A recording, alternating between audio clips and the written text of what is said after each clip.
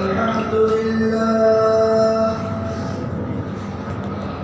الحمد لله نحمده ونستعينه ونستغفره ونؤمن به ونتوكل عليه ونعوذ بالله من شرور أنفسنا ومن سيئات أعمالنا من يهده الله فلا مضل له ومن يضلل فلا هادي له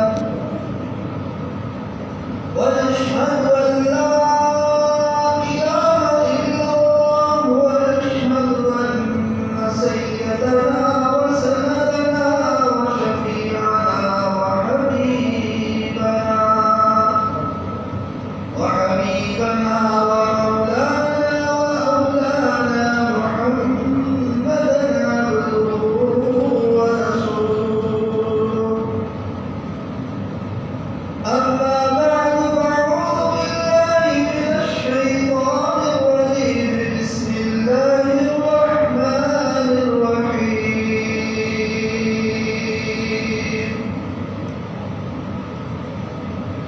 قال رب إني دعوت قومي ليلا ونهارا فلم يزدهم دعائي إلا فرارا وإني كلما دعوتهم لتغفر لهم جعلوا أصابعهم في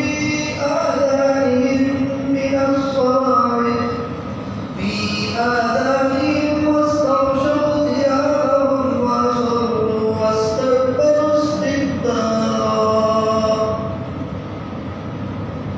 صدق الله العلي العظيم وصدق رسوله النبي الكريم ونحن على ذلك لمن الشاهدين والشاكرين والحمد لله رب العالمين.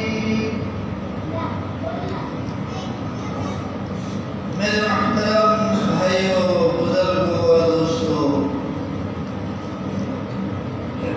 گزشتہ ہفتے کو جو بات چل رہی تھی کہ اللہ تبارک و تعالیٰ نے اس دنیا کے اندر اپنے معصوم بندوں کو صرف اپنی پہچان کرانے کے لیے بھیجا. اسی نسبت سے جو حضرت نوح علیہ السلام یہی دعوت، یہی تبلیغ، یہی کام، یہی مشن لے کر اس دھرتی پر اس دنیا میں تشریف لائے.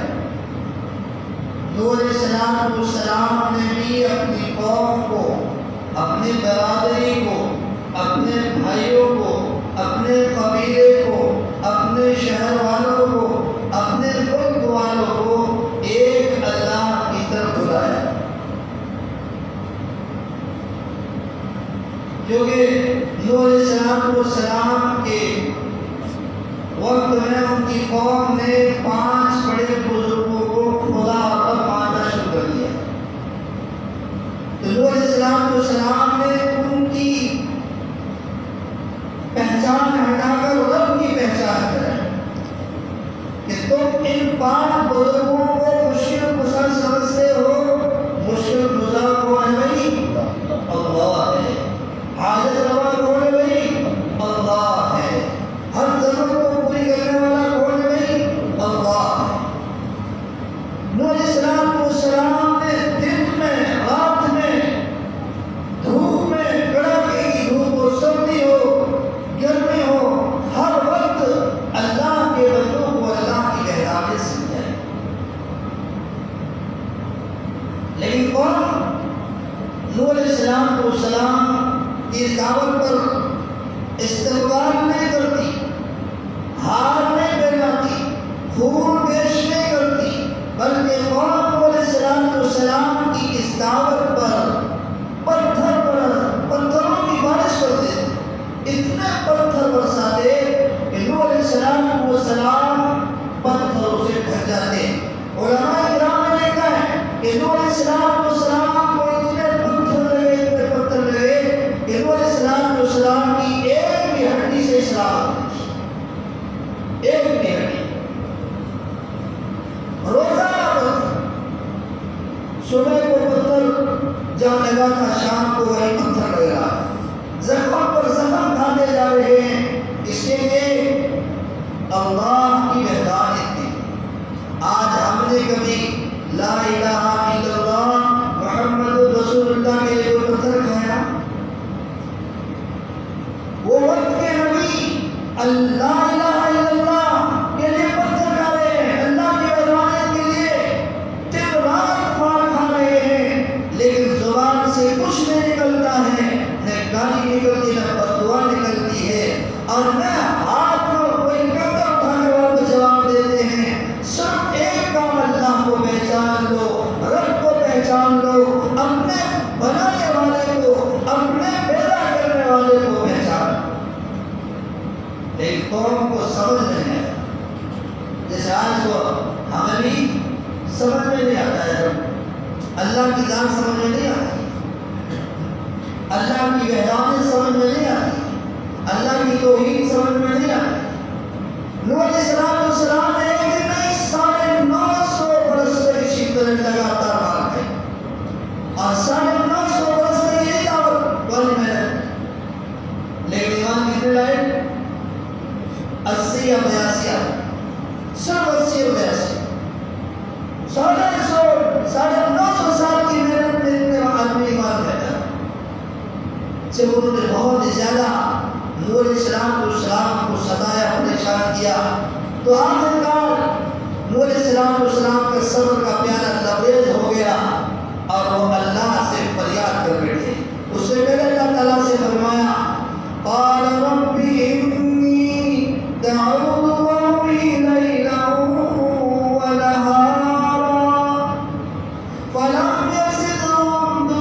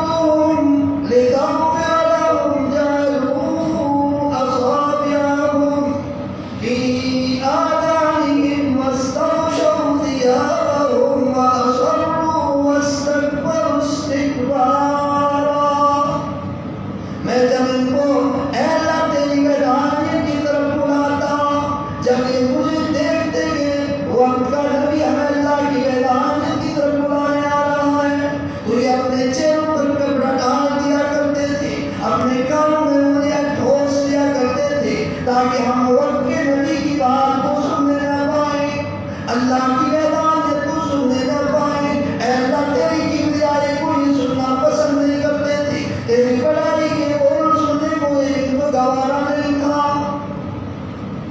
یہ میرے کو دیکھ کر کپڑے اور کھانا مجھے ڈالے. جب نوح علیہ السلام نے اپنے قوم کے اس کردار کو دیکھا تو نوح علیہ السلام تنگ آ گئے. اتنا ستایا کہ نوح علیہ السلام کا صبر کا پیالہ کیا ہو گئی لبریز. اتنا ستایا کہ ایک دن تو ہمیں کہا پیالہ بھرنے والا ہے. اب نوح علیہ السلام نے اللہ سے فریاد کی. اب نوح علیہ السلام کے ہاتھ اٹھ گئے, رب کو پکار دیا, رب سے فریاد کر دی, رب کے سامنے اپنے سوال کر دیا. کیا سوال کیا؟ وقال نوح رب لا تذر على الارض من الكافرين ديارا. اللہ سے فریاد کر رہے ہیں, اللہ سے سوال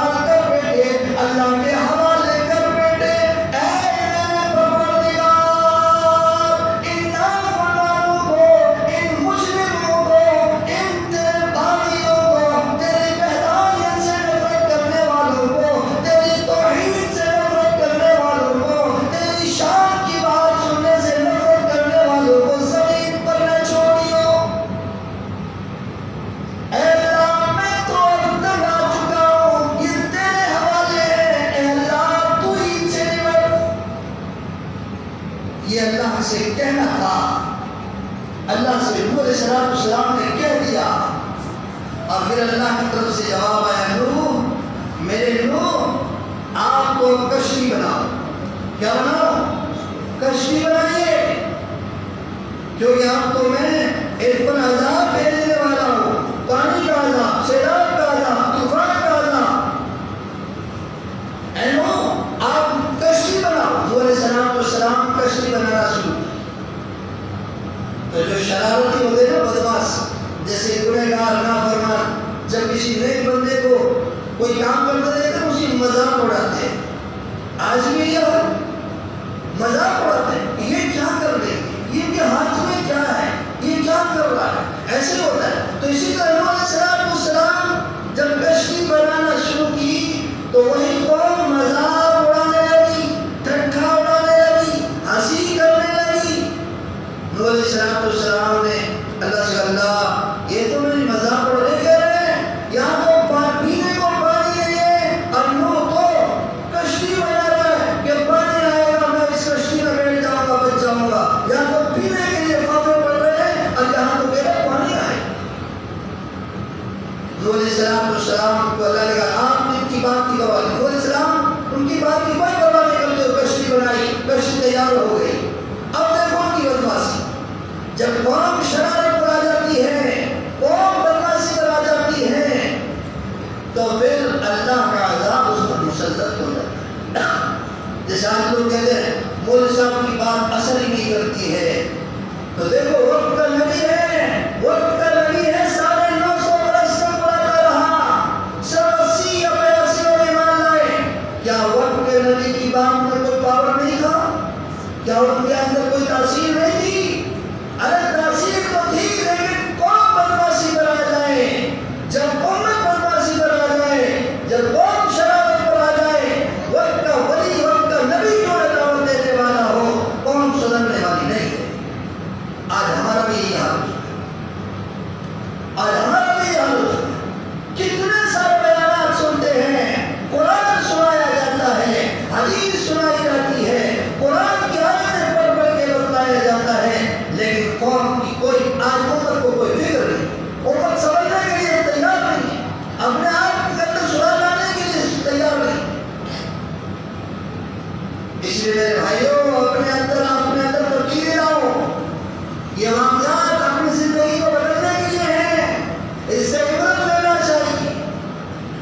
نوح علیہ السلام نے جب کشتی تیار کر دی، وہ بدماش لوگ نوح علیہ السلام کو ستانے کے لیے، تکلیف پہنچانے کے لیے، دکھ پہنچانے کے لیے کشتی کے اندر کیا کرنے لگے؟ پاخانہ کرنے لگے، ٹوائلٹ کرنے لگے۔ نوح علیہ السلام نے اللہ سے فریاد کی، اے میرے پروردگار، آپ کے حکم سے میں نے کشتی بنائی، آج یہ لوگوں کو دیکھیے اسی کشتی میں پاخانہ کر رہے ہیں، اسی کشتی کو اس ٹوائلٹ سے بھر رہے ہیں۔ وہ آواز آتی ہے، اے میرے نوح، گھبرانے کی ضرورت نہیں، پریشان ہونے کی ضرورت نہیں، دل میں تکلیف لانے کی ضرورت نہیں۔ یہ لوگ جو بہانے سے کشتی بھر رہے ہیں، اللہ کی ذات وہ ذات ہے کہ انہی لوگوں سے میں اسی کشتی کو صاف کر کے دکھاؤں گا۔ اللہ وہ اللہ ہے، اللہ وہ اللہ ہے۔ دیکھو اللہ کی قدرت دیکھیے، اللہ کی طاقت دیکھیے۔ انسان اپنے نافرمانی اور اپنے گناہوں پر تل کر اپنے آپ کو بڑا سمجھنے لگتا ہے، لیکن سب سے بڑا پاور والا، سب سے بڑا طاقت والا کون ہے؟ تھوڑے دن کی مہلت سے یہ مت سمجھو ہم جو کر رہے ہیں، ہم جیسا کر رہے ہیں سب صحیح، ہماری کون پکڑ کرنے والا ہے؟ نہیں نہیں، انہوں نے بھی یہ سمجھا۔ تو نوح علیہ السلام کو اللہ نے کہا، اے میرے لوگ گھبرانے کی ضرورت نہیں، یہ لوگ پاخانہ سے کشتی کو بھر رہے ہیں، میں انہی لوگوں سے اس کشتی کو صاف کر کے دکھاؤں گا۔ اب سارے لوگوں نے کشتی ایک دم پوری کی پوری لیٹرین سے بھر دی، گندگی سے بھر دی، پاخانہ سے بھر دی۔ ایک بڑا آدمی اسی ایک دن بھرنے کے بعد بھی دیکھو پھر بھی سبب نہیں ہے، پھر بھی وہی جا رہے، بھر رہی ہے پھر بھی جا رہے۔ تو ساری قوم پر اللہ تعالیٰ نے کیا کر دی؟ ایک خارش کی کھجلی بیماری لگا دے، ایسی کھجلی کہ کھجا ایسی چین میں پڑے، پورا بدن لال پیلا کھجاتے جا رہے ہیں لیکن چین میں پڑ رہا ہے. تو ایک بوڑھا آدمی ضعیف آدمی اسی کے اندر پخانہ کرنے کے لیے گیا. تو جیسے پخانہ کر کے کھڑا ہوا تو اچانک سے گرا، اس کے بدن پر اس کشتی میں سے جو پخانہ پڑا ہوا تھا اس کو لگ گیا. جہاں جہاں لگا وہ ہوا سے خارش صحیح ہو گئی. کیا ہو گئی بیماری کو وہ توڑتا ہوا اعلان کرتا ہے، اے میری قوم، اے میری برادری کے لوگوں، اے میری بستی کے لوگوں، اے میرے بھائیوں، اے میرے شہر میں بسنے والے لوگوں، اس بیماری کا علاج مل گیا، اس بیماری کی دوا مل گئی ہے، اس بیماری کی دوا مل گئی. آج آؤ، آج ہم اس بیماری کے علاج کرا دو.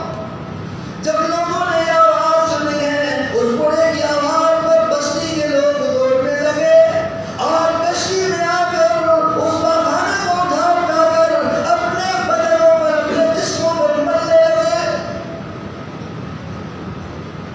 یوں آتا ہے کتابوں میں کہ جب قرآن شریف میں بھی آتا ہے کہ یوں جب سارے لوگوں نے اپنے جسم پر اس پخانے کو ملنا شروع کر دیا، کشتی بھی صاف ہو گئی، لیکن ابھی تک دھونا بھی باقی تھا. تو لوگوں نے اتنا کر دیا کہ پانی ڈال ڈال کر اس کشتی کو دھو دھو کر پی گئے. کیا کہتے ہیں؟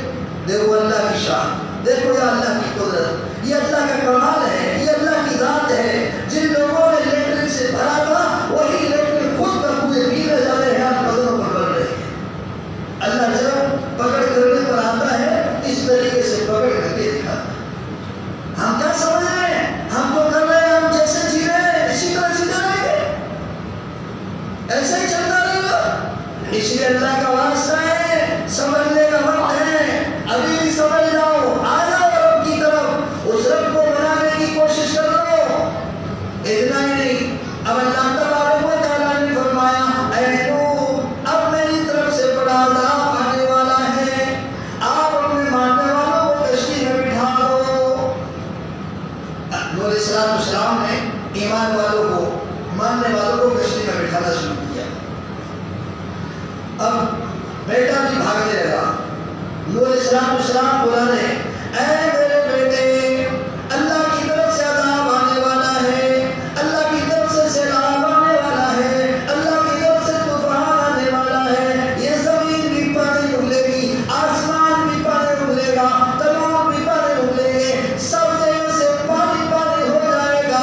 اے میرے بیٹے، باپ کی بات مان لے، وقت کے نبی کی بات مان لے، کشتی میں سوار ہو جا، بچ جائے گا، کشتی سے باہر رہے گا.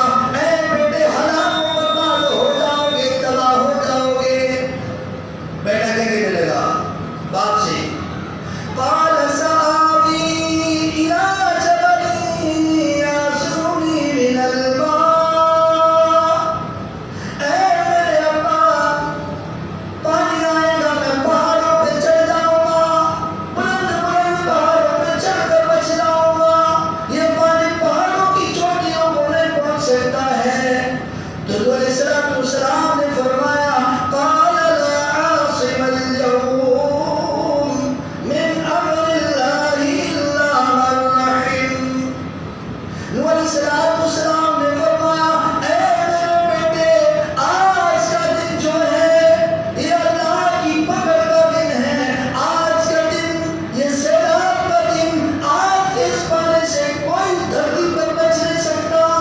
اس کشتی میں بیٹھنے والوں کے سوا اس دھرتی پر کوئی محفوظ نہیں رہ سکتا. اے میرے بیٹے، آ جا، آ جا. یہ پہاڑ بھی نہیں بچا سکتے، یہ درختوں کی چوٹیاں بھی نہیں بچا سکتی، یہ پہاڑ کی بلندیاں بھی نہیں بچا سکتی ہیں. آ جا میرے بیٹے، کیونکہ وَمِن أَمْرِ اللَّهِ إِلَّا مَن رَحِمَ، جس کو اللہ بچانا چاہے گا وہی بچ سکتا ہے. آج کے دن تو اللہ کی ذات اس کا کوئی بچانے والا نہیں. آجا، بیٹے نے نہیں مانا تو کیا ہوا؟ وَقَالَ بَيْنَهُمَا الْمَوْجُ فَكَانَ مِنَ الْمُغْرَقِينَ.